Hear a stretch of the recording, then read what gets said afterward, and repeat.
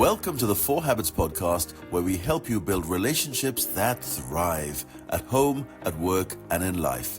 We're Dr. Andrea and Jon Taylor-Cummings, and every week we bring you actionable insights to create meaningful connections and lasting success. So let's dive in. Today, we're going to be talking about how to hack the corporate game, how to work less, how to earn more, and how to love life. So you really want to lean into this conversation, and we're delighted to have as our guest, Sean McMann. Sean, welcome, and thank you for joining us. Thank you so much for having me, Jon and Andrea. Really, really excited to be here. Well, it's going to be a great conversation. I'm so looking forward to unpacking all that you mean through hacking the corporate game. But as our audience will know, before we jump in, we want to help them understand a bit more insight into your background. So, Jon, will you take us through the bio? This bit's always my pleasure. Alrighty. So, Sean McMann is on a mission to change the way we think about work. He was recruited straight out of college into one of the world's largest data firms, where he climbed the corporate ladder for 8 years until he realized the system was broken. At the peak of his career, when he was working the least but earning the most, he walked away.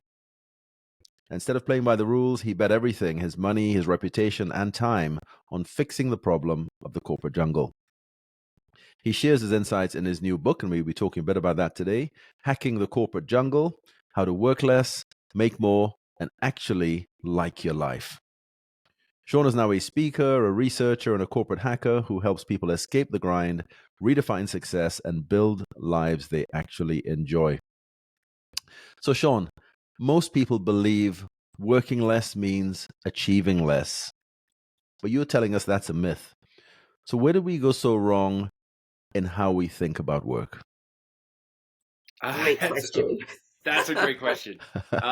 So I would say it's something we've inherited, right? So to give you an example, the 40-hour work week is over 100 years old. That was before we had antibiotics, certainly before we had our telecommunications grid, before we had satellites, and obviously before we had the internet. And so to think about how it makes me laugh how we have all of that new technology and we haven't stepped back and reevaluated how we should work. And then I would say the second thing we inherit, which is a fallacy, is basic economic principles, right? And in basic economics, you have consumers and producers. And the majority of us think we're producers. If we go to work, we answer email, we attend enough meetings, that makes us a producer. And actually, in classic economics, you're probably aware, producers are actually people who extract raw materials and then turn that into goods and primarily.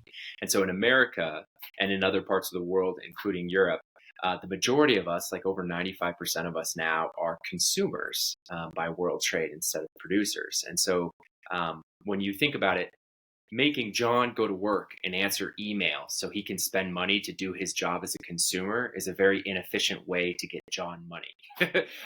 So we have to shift the paradigm of just how we think about the economy and how it works and educate ourselves on how much has changed and how we can contribute in the new world. If we can just give Jon the money without doing anything, that'd be great. Even better.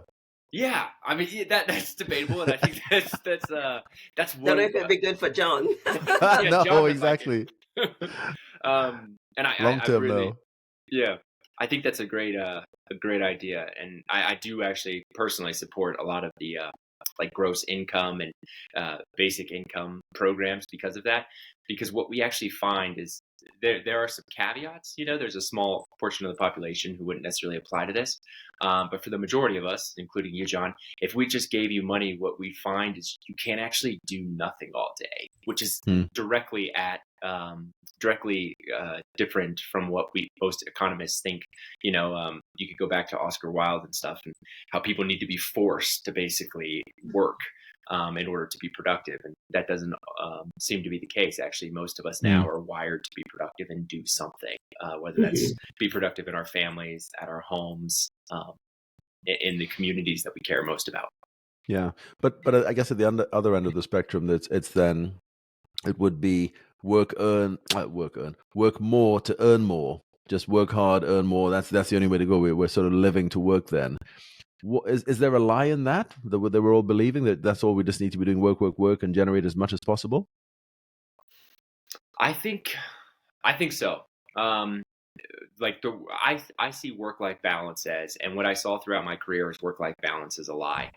There were times where I worked a lot, and then there were times like towards the end of my career where I worked maybe 15 hours a week, if that. And I was still doing really great and putting up numbers. And so it's kind of like training for a race. Like you gradually get better and better until your body is so strong that you can run a little less and still hit the calorie burn that you need. Very similar principles. There are times where we need to work more, but now based on how quickly technology is changing, the majority of us need to stop and look around a little bit more, and learn and continually to advance, because there's actually another book out there, and I forget what it's called off the top of my head, but there's a concept of the singularity. Have either of you heard about the singularity? I've heard that. I heard that briefly. concept. I can't think why. Yeah. I Yeah, think so it was a Go on, movie, keep going. actually. Yeah, I've heard of it that. might have been. Keep It going. might have been. So the concept of the singularity that I'm thinking about is when AI and human intelligences merge, and it's that whole idea of like once AI becomes so intelligent and is able to merge with human brains, we'll be able to have 500, 600 IQs and be able to change all this stuff. And actually, Google right now and other various research labs within private companies are like working towards that point when they think AI is going to get more intelligent than humans. Well, when that happens, it'll shift, and we're already seeing it shift. Right, a lot of white collar workers, their jobs are being not threatened, but enhanced, and the amount of time they need to do in them are being significantly reduced because of AI technologies and generative AI, for example. So once that happens, and in the original book I read on the singularity, it was expected to happen, I think, in 2050, based on a particular event that has already occurred. And the author didn't expect that event to actually occur until 2035. And so we might be 10 years away, less than that, from the singularity happening. And once that happens, how we think about human lives, how we think about how we contribute to our communities and the economy as a whole, is going to change. It's going to need to change radically for us to survive. So I want to pick up on that point, because companies now, especially post-COVID, are still struggling with the idea of hybrid, and are still longing to go back to what they're creating as almost nirvana. It was amazing the way things were. And of course, we know it wasn't amazing. Stress and anxiety were already on the increase. Concern over employee well-being was already, a major issue on the corporate agenda. And yet we still haven't caught up with a new way of working because of the technologies and systems available to us now. We're still holding on to this idea of the 40-day week. How do you help companies or leaders with that old school mindset understand the value and the benefit of thinking differently about achieving more by doing less? Mm-hmm. A lot of it is poking holes and showing them the gaps in their existing math, right? And what I mean by that is the global economy and the American economy, I think we're seeing a lot right now, is built on this idea of compartmentalization. And for businesses, to answer your question, Andrea, that means a lot of the costs that businesses incur and a lot of the family costs, the mental health costs that someone incurs by being in the office 60 hours a week and not seeing their kids and not visiting their parents, that cost is not necessarily held with the corporation that's forcing that sort of work schedule or highly encouraging it. It's with the individual, and then later in life experienced by them through retirement. It's like work a lot now to just be really unhealthy when you get older and then have to heal and spend all your money then.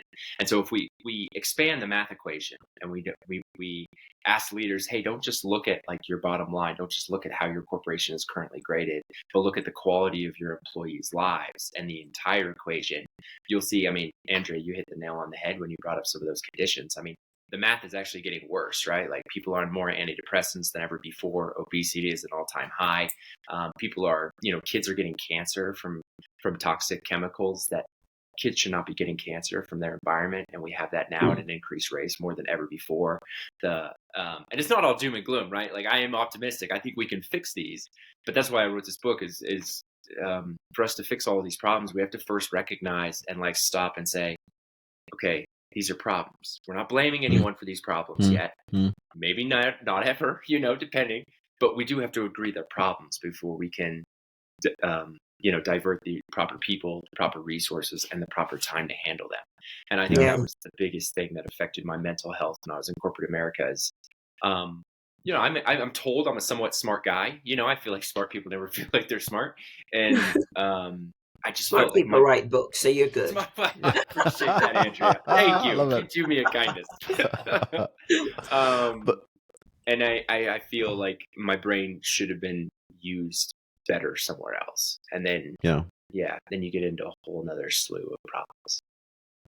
But on the working hard point, so I'm reflecting on a couple of things I've come across in recent times. So one was a guy who was sharing on I think it was a TED talk a while ago, but it blew me away because he was saying that he was really excited about a new role that he had, a new company, new organization he had joined.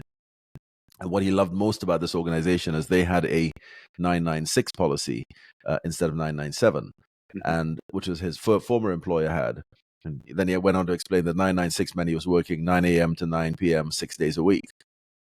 And you think, hang on, his previous organization was 997, and this was a guy who was working, I think it was in Taiwan or in China or something like that, in the whole AI industry.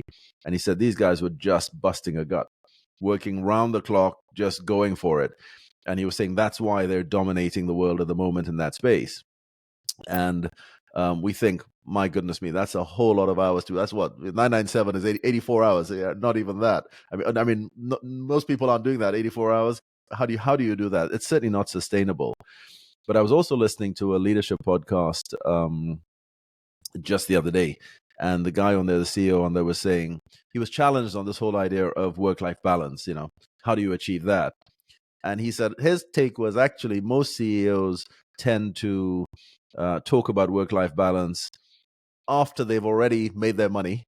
They've worked the 50 plus hours a week, 55 hours a week. They've got to the point where they've made their money and now they feel like they're burning out. And then they'll say, okay, guys, work-life balance is important. But they didn't say that when they needed to to be working hard. So I guess the question is, how can we be still making the money, but working less? So it's not about the hours. It's not about the length of time that you're putting in. I mean, it's a crazy example of the 84 hours end of the week, the 997. I don't think that's not sustainable. But even if you're doing 50 hours a week or something in that kind of space or less, how do you still, is there a minimum that we can be working and still being productive out there? Or what thoughts in that space? Yes. So to answer your question, I would say there are daily practices we can go over in a minute.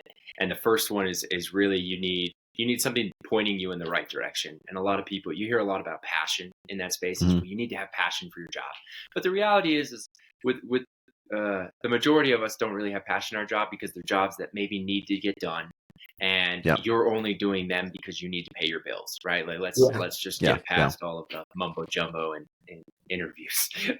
You have to be there, right? Like let's not sugarcoat it. So within any job, what I found is you can always carve away time to follow your curiosity. And that's going to lead you to your passion. I work with a lot of people who they say, okay, well, if I made a lot of money or had work-life balance, I don't even know what I would do. I'd probably just sleep. And it's like, well, Yeah. that's being exhausted. That's a burnout response. That's not an actually, I want to drive my life to where I want it to go kind of response. So we start with spend 30 minutes a day, and I call it 30 minutes of mastery in my book. But spend 30 minutes a day learning something new, and don't learn something. Don't learn code because AI is a big thing. Or don't learn ChatGPT because all of the YouTubers are doing that. Like, there's always time for that. Learn the thing that you're passionate about, that like just jazzes you up, that triggers your curiosity and makes you feel like a kid again. I think that's collectively how the world gets better, is we all start pursuing things that make us feel alive and shift our energy and everything. And we can talk about quantum physics, John and Andrew, at another time. So that's number one. Spend 30 minutes learning something that you're passionate about, or that at least draws in your curiosity. And number two is based on our circadian rhythms, right? When we sleep and when we don't, there's a certain slot every day that you're at your peak. And I call this peak time in the book. And it's about an hour and a half to 3 hours. Now, if you're staying out late and you're drinking all the time, or you're surviving primarily on coffee, the stats might be a little different. But but on average, we get about 3 hours a day where we're at our most creative and we're in the flow state, as it were. And John, to answer your question, that's what I would say is one of the biggest moves I made early on in my career was I figured out when that flow state typically occurred for me every day. And then I started prioritizing learning that 30 minutes of mastery, like I talked about. And then I started prioritizing that one or two things that I knew would move my career forward. Maybe it was the client proposal. Maybe it was the year-end review.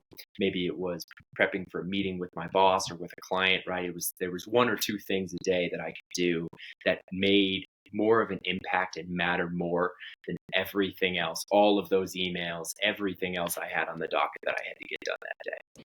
And then, as crazy as it sounds from there, it's as easy as walking away from your desk or your phone when you're done with those one or two things and taking some time for yourself to recharge your batteries. Just a clarification point, though. Just to be clear, so that 30 minutes a day that you're doing, as you say, the thing that jazzes you up, is that necessarily linked to what will get you into your flow state, or these are independent things? So they're independent. I always started my flow state with the 30 minutes of mastery, and then I would ride into what was important.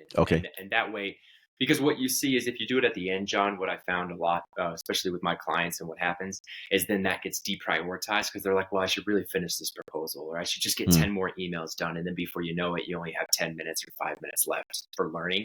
So do it first and then do the job. Okay. Yeah. And I love, you're talking my language, because I love this idea of, being fully focused on the one thing that you need to get done. And then once you've ticked the box, you can breathe, you can think, you can strategize. I think a lot of the challenge of the way that we do work is there is no space for creativity, for breathing, for just allowing your mind to relax and to be more innovative around problems and so on. No space for thinking. It's just do. Share a little bit of your story, Sean, to help understand how you came to this learning and how you've brought it alive in your own life. What was it that you were doing? What made you realize that this isn't working? I should actually be working less in order to earn more. I always have had an entrepreneurial bone. And so when I was younger, I started my own business. My first business I ever started was a watch company. I sold private label watches and designed them and raised a couple grand on a Kickstarter and got the whole thing off the ground. Okay. It was a lot of fun. And I did that while I was working. And so part of it was like there was, between maintaining a relationship, I was married at the time, working and running this side business. I had to figure out a better way to organize everything just to make it work. And then the other one is because I started, as soon as I rolled out this 30 minutes of mastery, my life changed. And I got the 30 minutes of mastery from an old mentor of mine, actually. She was a seller, and I talk about her in one of the chapters. She was brilliant. And she took like a $300,000 book and turned it into a $6.5 million book in the span of 2 years while I was there working with her. And she used to drive everyone nuts, right? Like she was not the most favorite person. She was not anyone's favorite person at the company except mine, probably. But she was incredible. And we'd get out of meetings and she'd go, okay, what did we learn? And I was like, oh, well, they might want to buy the thing in 8 months and blah, blah, blah, blah. And she was like, no, they're not interested. Move on. And it was that quick. And she showed me how to prioritize time and how to read in between the lines to figure out what people were actually saying.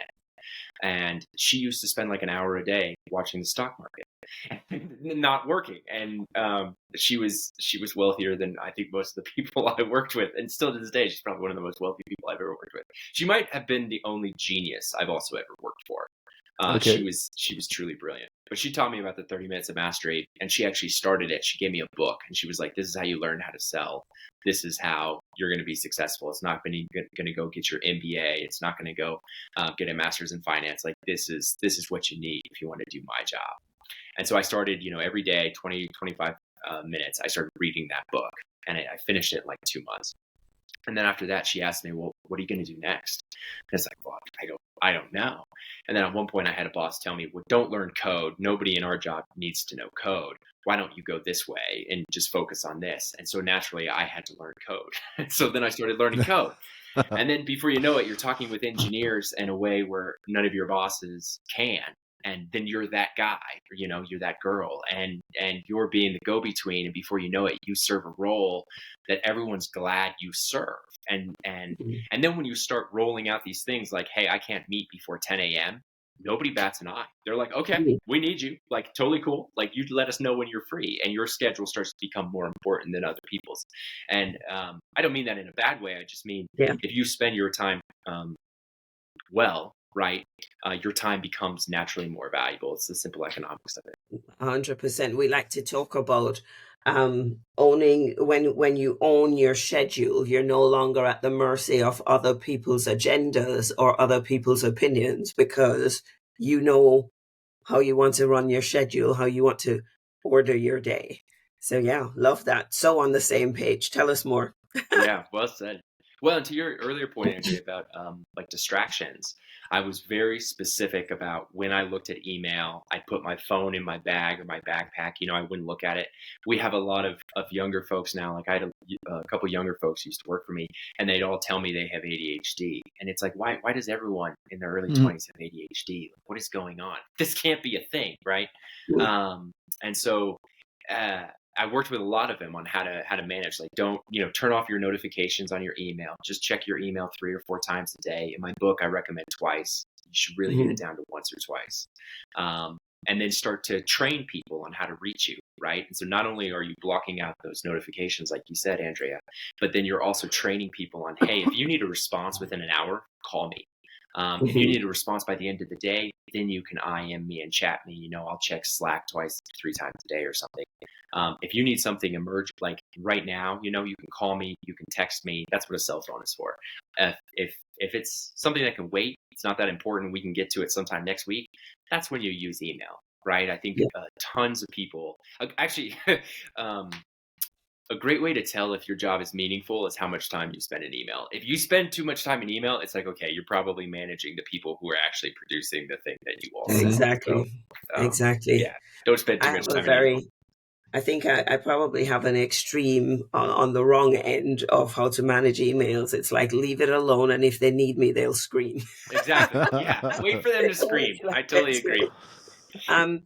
So how has this approach impacted your relationships? What do you notice in relationally when you were doing the 40, 50, 60-hour weeks versus when you have created more space and more order to the way that you run your life now? I would answer that 2 ways. So, in the first way, I think, was a bit of a surprise. Some of my relationships didn't actually fare well, which was unexpected, right? Like, I had more time now, I had more focus, I had more brain energy, and they kind of drifted away. And at the time, I was really confused about it, and hurt, and I couldn't understand why I was getting better and they wouldn't want to be around for that and kind of join me.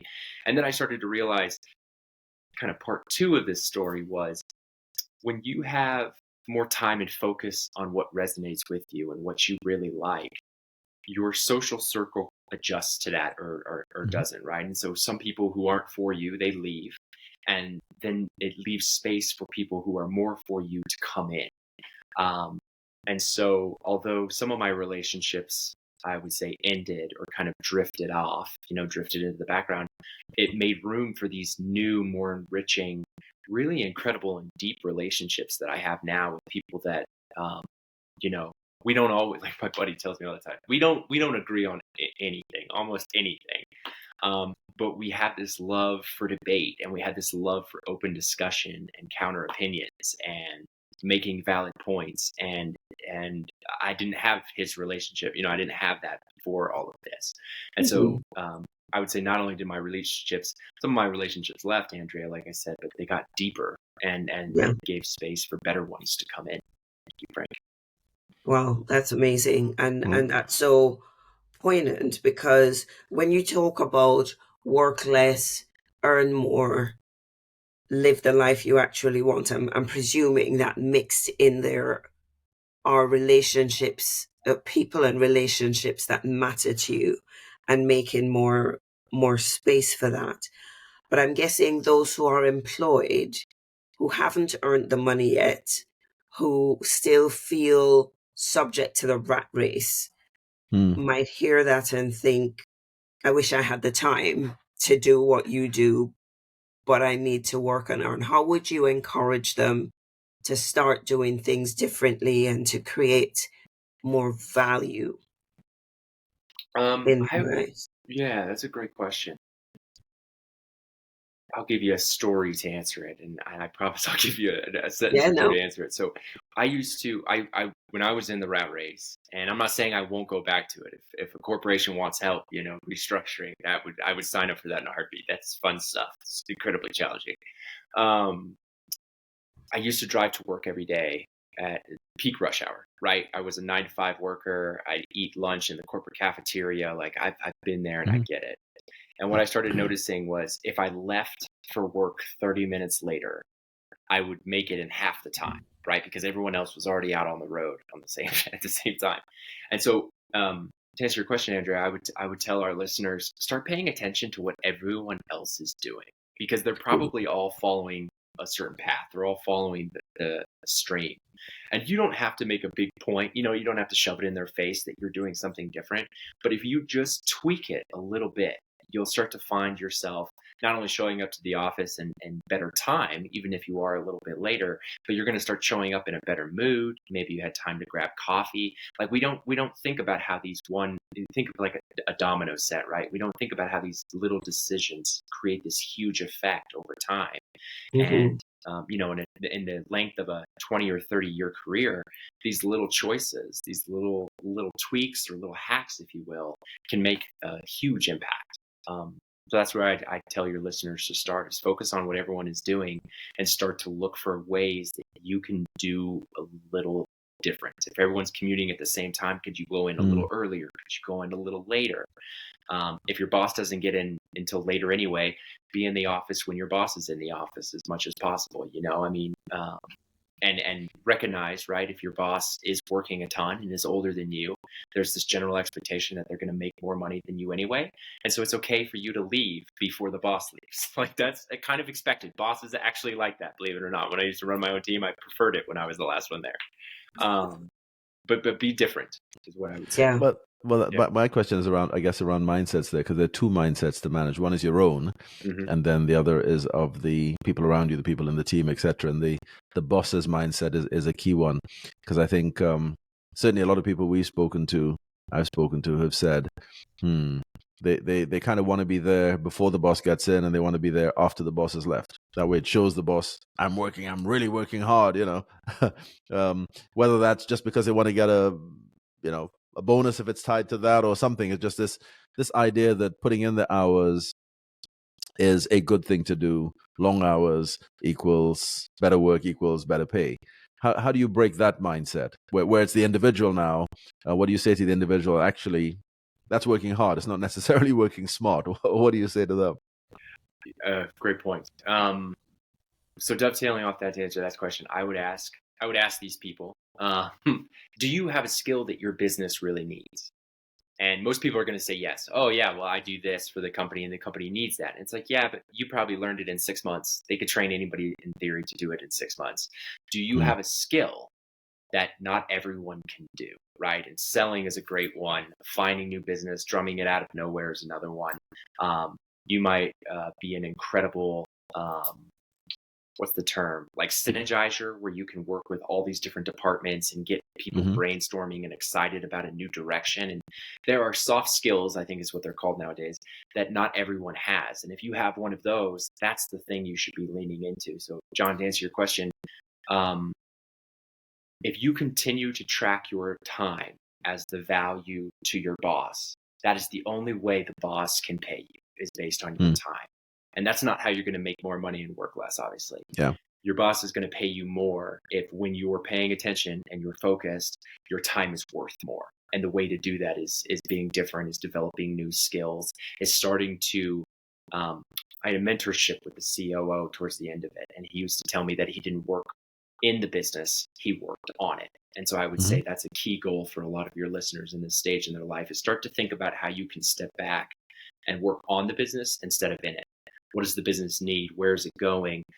what are the risks, right? And part of why I quit my job 2 years ago to write the book was I have an entrepreneurial bone, and in all that I've read about some of the most successful entrepreneurs and leaders in the world for the last 100 years, is they have an unusually high tolerance of risk. And that's one of those skills that I would throw in the pot. Like, if you can't handle risk, there's always going to be a ceiling placed on how much you can make. And so I would really encourage your listeners, John, to stop thinking about how much time they put in front of the boss is what the boss values most, because the boss is going to value whoever brings in that $2.5 million contract, or whoever makes the team run more efficiently and help downsize. And think like, put yourself in the boss's shoes. What do you want? Do you want a person who's there all the time, or do you want a person who makes the business money when no one's there? Yeah. Now, does that thinking and that approach apply across all industries? I don't know what your experiences of different industries, but I'm thinking back to a couple of industries in particular which are known for getting their pound of flesh out of you.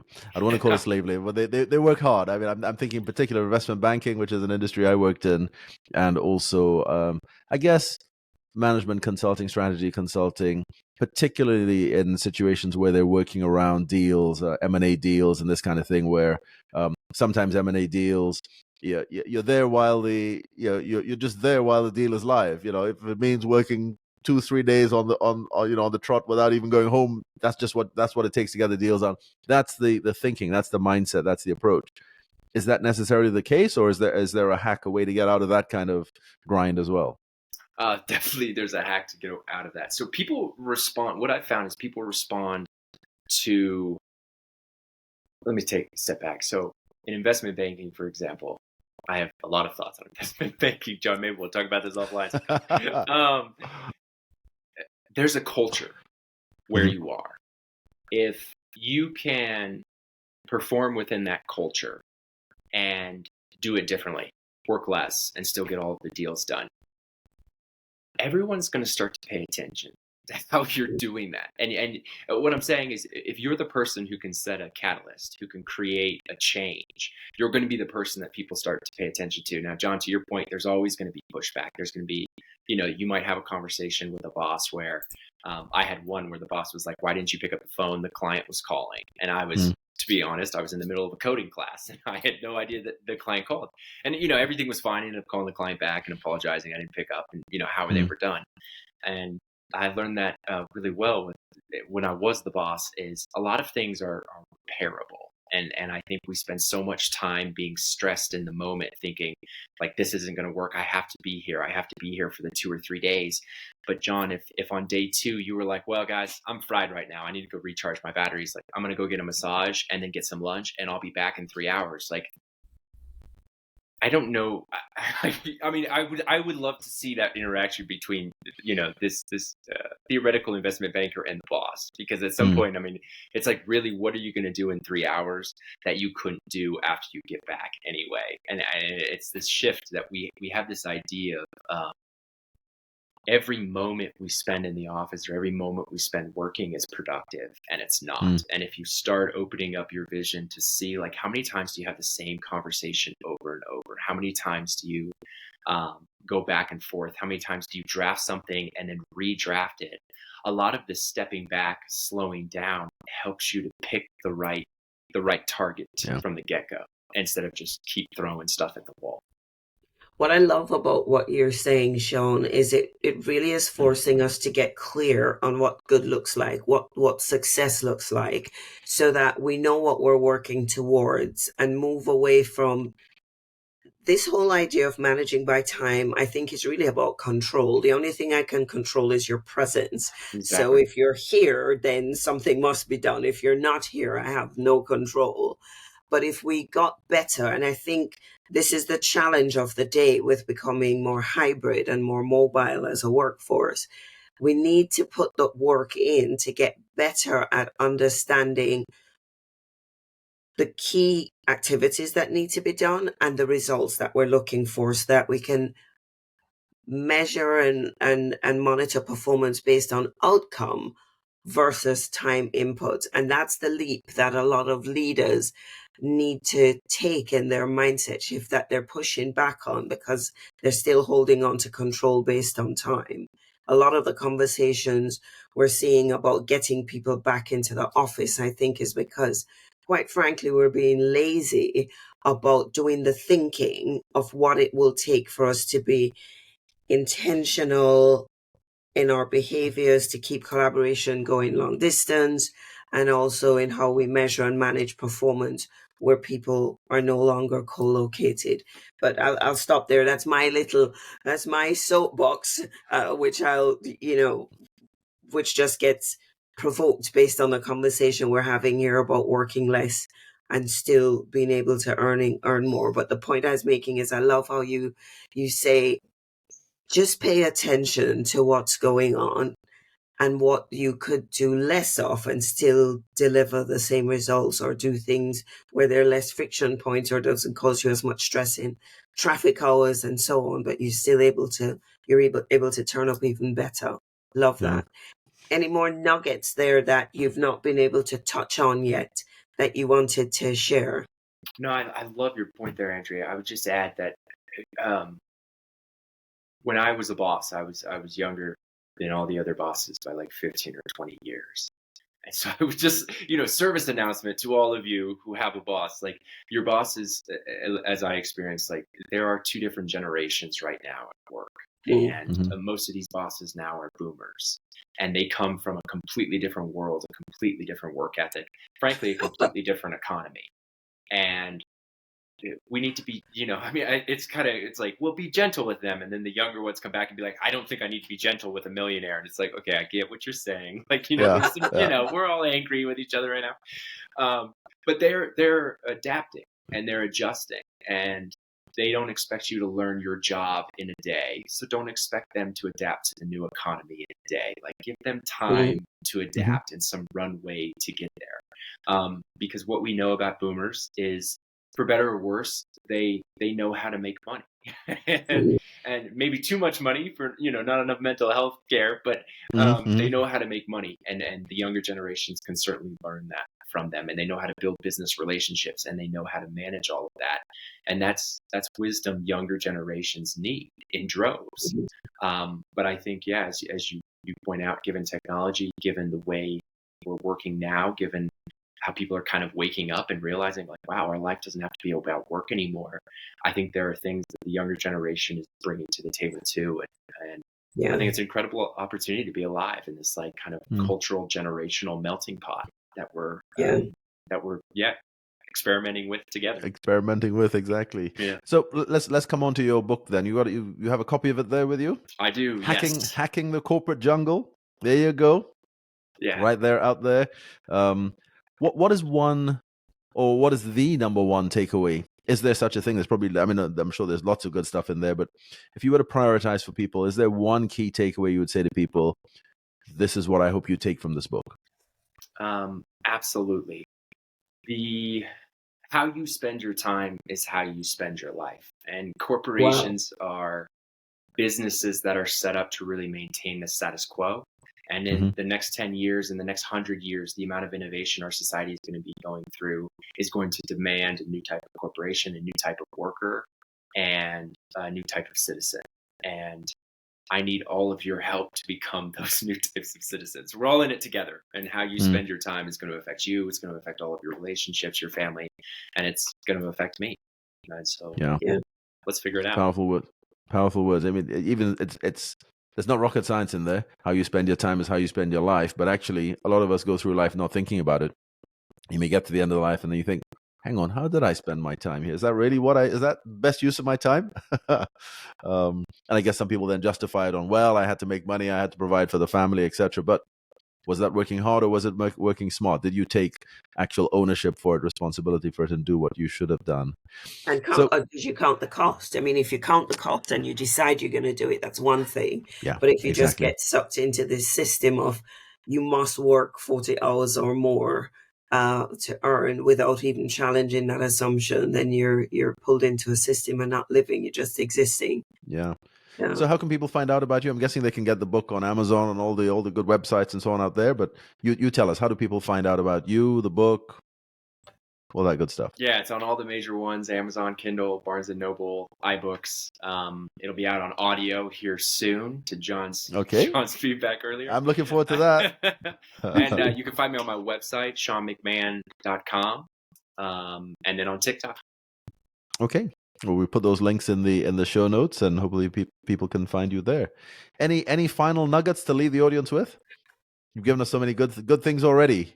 My last one is I think the time has come where we need to stop making decisions about our lives, our careers, and our relationships based on fear. Yeah, let's change this. So if not fear, what then? What do we base them on? Love. If that's too new age. I guess 70s for you. We could say hope. I think. The world, I have so many predictions for what the future is going to look like and how cool it can be. And if we allow fear to get in the way, it's going to jeopardize a lot of it. So I would say the future is going to be so cool. And if we all work on it together, it's going to be so rewarding for all of us. You can do this. You have something unique to offer the world. And reach out. I would love to hear from anyone listening. I'd love to help you find what your thing is, how you're going to help us all fix this. Love that. What a great note to end on. We all have something unique to bring. How do we unlock that and allow people to escape the rat race so they can really breathe and give the best of what they have to offer? We're so on the same page. Love this conversation. Sean, thank you so much for sharing your insights with us. One of the dangers of doing these podcasts, dangers for John anyways, he knows I'm going to go out and buy yet another book. We're already falling over books at home. But I'm looking forward to getting my copy as well.